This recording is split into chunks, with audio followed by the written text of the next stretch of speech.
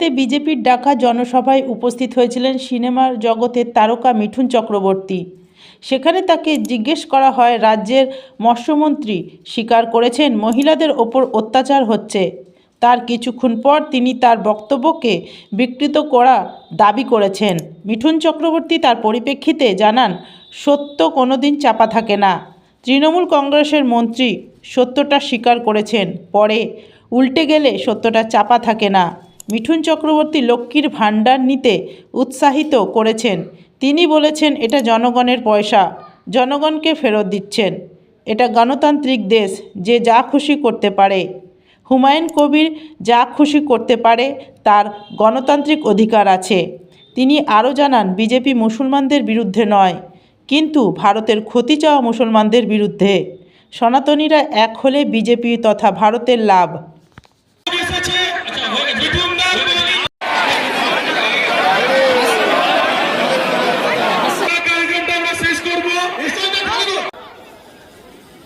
কিছুদিন আগে হুমায়ুন কবির সাহেব বলেছিলেন যে আমরা 70% মুসলমান, 30% বাঙালি আছি। আমি 30% হিন্দুদের কেটে ভাগীরথী জলে ভাসিয়ে দেব।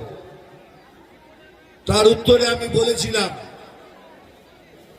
আমি ভেবেছিলাম চিফ মিনিস্টার কিছু বলবেন, যেসব কথা বলতে নেই, কিন্তু উনি কিচ্ছু বলেননি, আমি বলেছিলাম।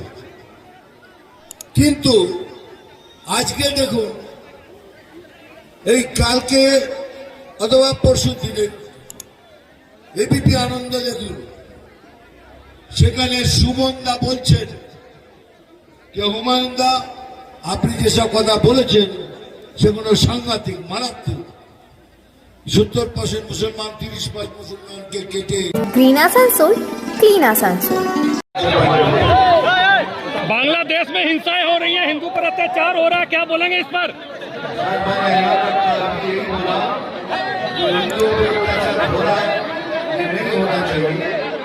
ये सबसे रिक्वेस्ट कर रहा हूँ इसको ऐसा आएगा,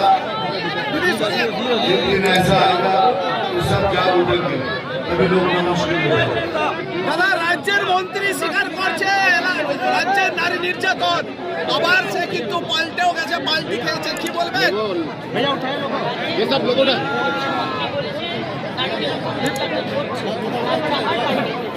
দেখুন, সত্যটা মুখ দিয়ে বেরিয়ে গেছে, নির্যাতন হচ্ছে তখন পাল্টি গেছে, সত্যটা মুখ দিয়ে বেরিয়ে গেছে, তারপরে পাল্টি গেলে আর কি হবে?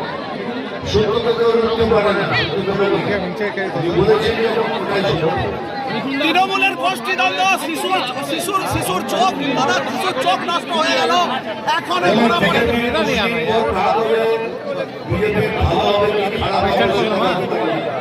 তবে এটা বলতে পারি যে সনাতনীরা এক হয়েছে। আমি সবাইকে বলছি, সব সনাতনীদের গর্ব সে কहो हम সনাতনী, খুব চাপে বলুন আমরা সনাতনী মিছিলে যে হামলা, আর সনাতনী মিছিলে হামলা হচ্ছে, অনেক কিছু চলছে, কিন্তু কার ভাগ হলে আমাদের ভালো হবে, তাতে আমরা বরবাদ করি না। আমরা সনাতনীরা এক হয়ে যাবো, এটাই অনেক। Thank you very much.